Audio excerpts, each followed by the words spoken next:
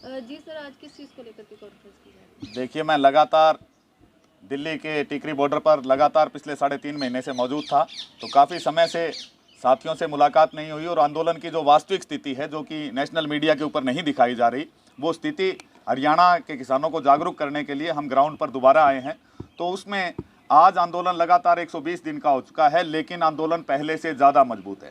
पहले जहां किसानों को ये जल्दबाजी थी कि आंदोलन का रिजल्ट कब आएगा, लेकिन 26 जनवरी के बाद आंदोलनों में किसानों का एक मन बन चुका है कि लड़ाई लंबी है और लड़ाई बहुत मजबूती से लड़ी जाएगी। तो किसानों ने जहां पूरी सर्दी वहां गुजारी, पूरी सर्दी हमने गुजारी और अब पूरी ठंड की तैयारी, पूरी गर्मियों की तैयारी हम लोगों ने वहां पर कर ली है। वहां पर कच्ची झोंपड़ियां बनाई जा रही है, कच्चे मकान बनाए जा रहे हैं और जो दिल्ली को, जो केंद्र की सरकार हमें दिल्ली नहीं घुसने दे रही थी, जो हमें बॉर्डरों पर रोक रही थी, जिसने गैस कैनन, वाटर कैनन हम पर चलाए, तो उस सरकार से पहले हम लोगों ने स्ट्राइक करने के लिए, क्योंकि हमने लास्ट मीटिंग में एक नारा दिया, punish BJP and defeat BJP.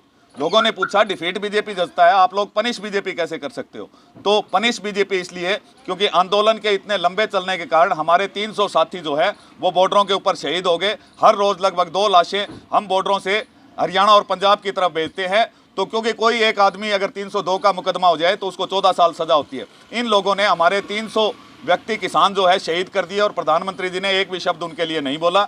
इसलिए पनिश बीजेपी और डिफीट बीजेपी करने के लिए मोदी से पहले हम लोग बंगाल में पहुंचे, जहां अमित शाह की रैलियां खाली जा रही है, वहां किसानों के हर लीडर की रैली पूरे बंगाल के अंदर जबरदस्त कामयाब हो रही है। और बंगाल, असम, तमिलनाडु, पांडिचेरी के किसान ने सीधा अपने आप को किसान आंदोलन से जोड़ा है कि जब तक हमारे किसानों की सुनवाई नहीं होगी तब तक वो लोग बीजेपी को वोट नहीं करेंगे। जिस तरह से किसान हर एक चीज़ को लेकर के अपना जोर लगा चुके हैं, पर सरकार कहीं ना कहीं अब तक मानती हुई नजर नहीं आ रही। लगातार सरकार भी जो है दोगला रवैया अपना रही है, उसको लेकर के क्या आगे? देखिए, सरकार जो बाहर कहती है वो कुछ और कहती है। मैं सरकार के साथ 12 दौर की वार्ता में मौजूद रहा। सरकार ने वार्ता के अंदर, चाहे वो नरेंद्र तोमर हो चाहे अमित शाह हो, उन्होंने ये माना कि ये कानून जो है किसानों के लिए नहीं है, ये कानून गलती से बन गए, ये कानून कॉर्पोरेटी कानून है और वो उसमें बदलाव और संशोधन करने के लिए भी तैयार हो गए। मोदी जी भी संसद में कहते हैं कि मैं संशोधन करने के लिए तैयार हूं। जब ये कानून इतने ही अच्छे हैं, आपने कोई गलती नहीं की, तो उसमें संशोधन कैसे हो सकता है जो चीज़ प्योर है? तो निश्चित तौर पर सरकार मान चुकी है कि काले कानून वापिस लेने पड़ेंगे, लेकिन उससे पहले जो एनआरसी के कानून बनाए गए, नोटबंदी की जो योजनाएं लाई गई जिससे देश उजाड़ा गया, देश के हर एक सरकारी उपक्रम को बेचा गया, तो सरकार का डेडलॉक किसान और सरकार का डेडलॉक नहीं है। सरकार के एक डेडलॉक इस प्रकार हो गया, अगर इस बार बैक स्टेप ले लिया तो जो बाकी कानून, बाकी अध्यादेश ले आए हुए हैं वो अध्यादेश भी वापस लेने पड़ेंगे। लेकिन किसान मन बना चुके हैं कि जब तक तीनों काले कानून वापस नहीं होंगे और एमएसपी गारंटी कानून, मोदी जी एक बात कहते हैं, संसद के अंदर हमें आंदोलनजीवी कहा, हमें परजीवी कहा, साथ में उन्होंने कहा एमएसपी थी, एमएसपी है, एमएसपी रहेगी। हम उसका क्लियर कट जवाब देंगे, क्योंकि punish BJP, defeat BJP. Jasoda बहन नरेंद्र मोदी की पत्नी थी, नरेंद्र मोदी की पत्नी है, नरेंद्र मोदी की पत्नी रहेगी। तो जितना फायदा जसोदा बहन को उनकी पत्नी होने का हुआ, उतना ही किसान को मोदी जी की दी हुई एमएसपी का हुआ। पूरे देश में केवल 4% फसलें ही एमएसपी पर खरीदी जाती है। तो जब तक इसको कानूनी प्रावधान ना दिया जाए, यानी एमएसपी से नीचे खरीद को कानूनी अपराध ना बनाया जाए, जिस प्रकार बलात्कार और हत्या के अंदर गैर जमानती लगते हैं उस प्रकार कानून नहीं लगाया जाएगा, तब तक किसान दिल्ली की बॉर्डरों से वापस नहीं मुड़ेंगे। वहीं कुछ किसानों का ये भी कहना है कि जो मोदी जी हैं उन्होंने सरकार सिर्फ पूरे देश को बेच के अंबानी, अडानी और एक गोदी मीडिया को ही खरीदा है। हाँ, ये बात बिल्कुल जायज़ है, क्योंकि वादा तो ये स्वामीनाथन का करके आए थे, लेकिन इन्होंने लागू कर दी अंबानी नाथन, अडानी नाथन। जहां कोरोना के अंदर लाखों लोगों की मजदूरी गई, उनके इनकम का सोर्स खत्म हो गया, वहां रेलवे का किराया 3 गुना बढ़ा दिया गया। खाद्य तेल, ये केवल हम किसानों की लड़ाई नहीं लड़ रहे। अगर हम लोग अड़ते नहीं तो निश्चित तौर पर इस कोरोना काल के अंदर लोकतंत्र बिल्कुल खत्म हो जाना था। देश का एक एक स्तंभ है वो पूरी तरह से इन प्राइवेट हाथों में बेचा जाना था। क्योंकि जब ये लोगों ने 2014 के गुजरात मॉडल की जिक्र करी, जनता की भी कुछ कमियां रही, गुजरात देखा नहीं।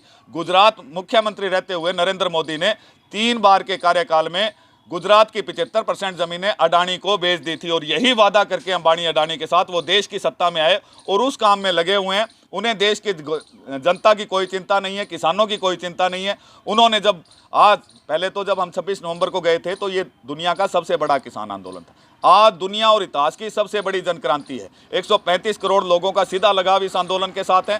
साथ में आप बाहर के विदेशी सेलिब्रिटीज जितने भी देखें वो उसके ऊपर बाइट कर रहे हैं। यूएन के अंदर जब दो देशों की लड़ाई की चर्चा नहीं होती, वहाँ यूएनओ के अंदर किसान आंदोलन भारत का मुद्दा उठ चुका है।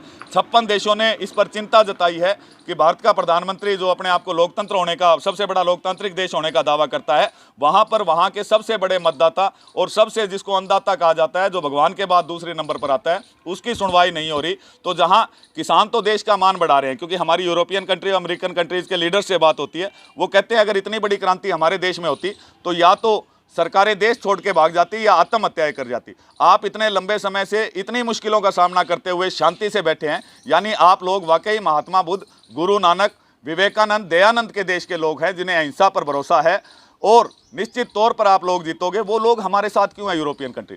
भारत के अंदर देखिए जोत लोगों के पास कम रह गई, 2 एकड़ 3 एकड़, जहां यूरोपियन और अमेरिकन कंट्रीज़ के अंदर 10-10 हज़ार एकड़ के मालिक किसान थे।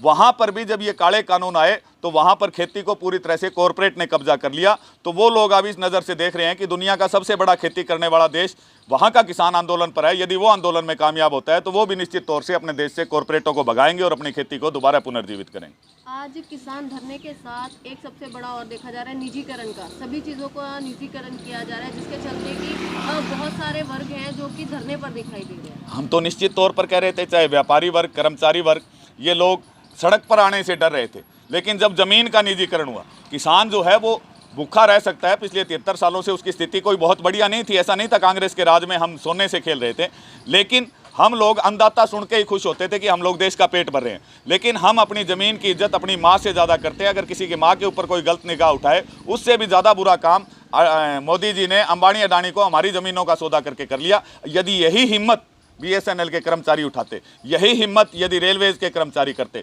यही हिम्मत यदि एयरपोर्ट के कर्मचारी करते, यही हिम्मत यदि BPCL के कर्मचारी करते, इसको पहले जो स्टेप था उसमें ही रोक दिया जाता, तो आज इस सरकार की इतनी हिम्मत नहीं होती। BPCL जैसी कंपनी जहां सरकार को 26 रुपये का कच्चा तेल पड़ता है और उसे 83 रुपये में बेचती है, उसको भी ये कह के बेच दिया गया कि ये घाटे में चल रही है। तो निश्चित तौर पर इस देश से लोकतंत्र ये सरकार बिल्कुल खत्म करना चाहती है, कॉरपोरेट तंत्र लाना चाहती है। यानी देश में केवल 250-300 जो बड़े औद्योगिक परिवार है वो जिंदा रहे, ना इन्हें किसान चाहिए, ना मजदूर चाहिए, ना कर्मचारी चाहिए, ना विद्यार्थी चाहिए। शिक्षा का सबसे ज़्यादा प्राइवेटाइजेशन इन 6 सालों में हुआ, हॉस्पिटल्स का सबसे ज़्यादा प्राइवेटाइजेशन इन 6 सालों में हुआ। इन्होंने ये कहते हैं कि पिछलों ने क्या किया, पिछलों ने क्या किया, अब तो लोग बताने से डर गए क्या किया, क्योंकि अगर उन्होंने बता दिया तो उसको फिर बेच देंगे ये। इस चक्कर में इन्होंने 6 के 6 साल जो है सरकारी उपक्रम को, हर चीज़ को अंबानी अडानी और उसके साथियों को बेचने का काम किया। किसानी आंदोलन आगे क्या रणनीति रहेगी? किसानी आंदोलन बिल्कुल शांतमय तरीके से आप देखेंगे 2 मई को जो रिजल्ट आएंगे, जो इनके चैनल दिखा रहे हैं कि मोदी जी वहाँ कामयाब हो रहे हैं। 2 तारीख को किसानों का पनिश बीजेपी, डिफीट बीजेपी के हालात आप देखेंगे। किसान वो कौम है जो अपनी फसल की, क्योंकि व्यापारी तो सुबह दुकान पर बैठता है, शाम को कुछ रुपए लेके जाता है, जबकि किसान यदि गेहूं बीजेगा तो 6 महीने इंतजार करेगा, गन्ना बीजेगा तो उसका 1 साल इंतजार करेगा। फिर भी कोई फसल खराब हो जाए, जैसे आपने देखा पिछली बार हमारी नरमे की फसल खराब होगी तो किसान हिम्मत नहीं हारता, हल कंधे पर लेके कहता है परमात्मा दोबारा देगा, वो खेत की तरफ दोबारा चला जाता है। तो मोदी जी ये सोच रहे थे कि कणक की कटाई का सीजन आ गया, बिजाई का सीजन आ गया, किसान वापस चले जाएंगे, लेकिन किसान पूरी हिम्मत के साथ वहाँ पर डटे हुए हैं। यदि हमें 2024 तक भी दिल्ली बैठना पड़ा ना, तो निश्चित तौर पर हम अपने मांगे और अपनी हक लेके ही दिल्ली से वापस आएंगे। विधायक कहते हैं, सिरसा के विधायक कहते हैं कि मैं हर टाइम किसानों के साथ हूँ, उधर बिजली मंत्री जनसंपर्क अभियान चलाने की साथ नहीं। हम तो इन्हें कह रहे हैं आओ, हमने खट्टर साहब को भी न्योता दिया, काले कानून अच्छे हैं तो आप बताइए, आप 4 जून को अध्यादेश ले आए, उसके बाद आंदोलन तो जाकर नवंबर में स्टार्ट हुआ, उससे पहले आप गाँव में क्यों नहीं आए, किसानों को क्यों नहीं समझाया, मोदी जी ने क्यों नहीं समझाया? जहाँ तक बिजली मंत्री और जिन विधायकों का आप जिक्र कर रहे हैं, इन लोगों ने शर्म छोड़ चुके हैं, क्योंकि जिन लोगों को चौधरी देवीलाल के वंशज समझकर, किसानों का हितैषी समझकर किसानों ने वोट दिए, आज किसान जब बुरी तरह से मर रहा है, लड़ रहा है और किसान अपने वजूद की लड़ाई लड़ रहा है, अगर चौधरी देवीलाल आज जीवित होते तो वो प्रधानमंत्री का पद छोड़ के भी किसानों के साथ बैठने का वहाँ काम करते। लेकिन चाहे दुष्यंत चौटाला और रणजीत चौटाला या जिस सिरसा के विधायक का आप जिक्र कर रहे हैं, ये जो भी व्यक्ति राजनीति में गए हुए हैं, ये लोग ना जाति के हैं, ना धर्म के हैं, ना ईमान के हैं। इन्होंने सब कुछ बेच के राजनीतिकरण अपनाया है। और हरियाणा के अंदर इन लोगों को हमने 3 महीने में बता दिया है कि आज हरियाणा में सिर्फ और सिर्फ किसानों की सरकार चल रही है। ना कोई मंत्री, ना कोई विधायक अपनी मर्जी से किसी गांव में जा सकता है, ना पुलिस का कोई जोर तंत्र चल रहा है, केवल जो किसान कह रहे हैं वो हो रहा है।